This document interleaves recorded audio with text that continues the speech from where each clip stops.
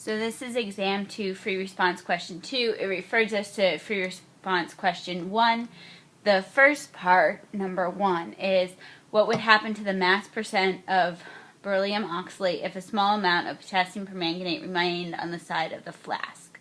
So I've added more permanganate. Now, my favorite student answer to these questions is, it will change. Well, of course it's going to change. They're asking you how it will change. So let's go back to all our calculations and figure out, what does too much permanganate mean?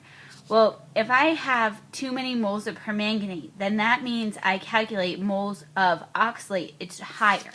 So added too much permanganate, that means my moles of oxalate are higher than they should be. So if my moles of oxalate are higher, now let's go back to the next part, then my moles of oxalate here will be higher, so my grams of real beryllium oxalate will be higher.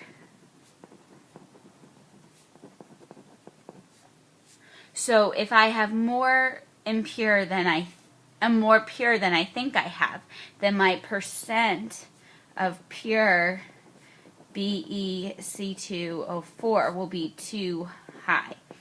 So in order to get full credit on this question, I have to walk you through what's going to happen.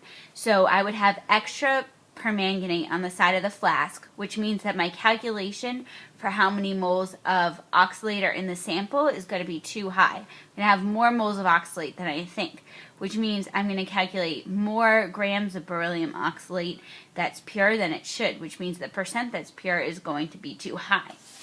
Now if I look at question 2, it says, what would happen to the mass percent of the beryllium oxalate if the 0.345 gram sample of anhydrous had been left out on the counter overnight and the mass was determined the next morning to be 0.345 grams. So let's see. That means that my 0.345 grams of anhydrous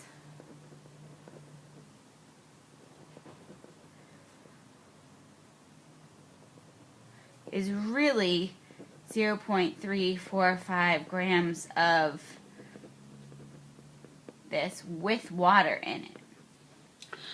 What that means is that if my percent is the pure over the 0.345, well, this is really with water, even though this one doesn't have water. So looking at that, my percent, well, this really should be substantially lower because I've got some water in there too. So this isn't 0.345. I actually think I did this calculation back in the beginning. I think, maybe not. Do I have, oh, I did. This is really,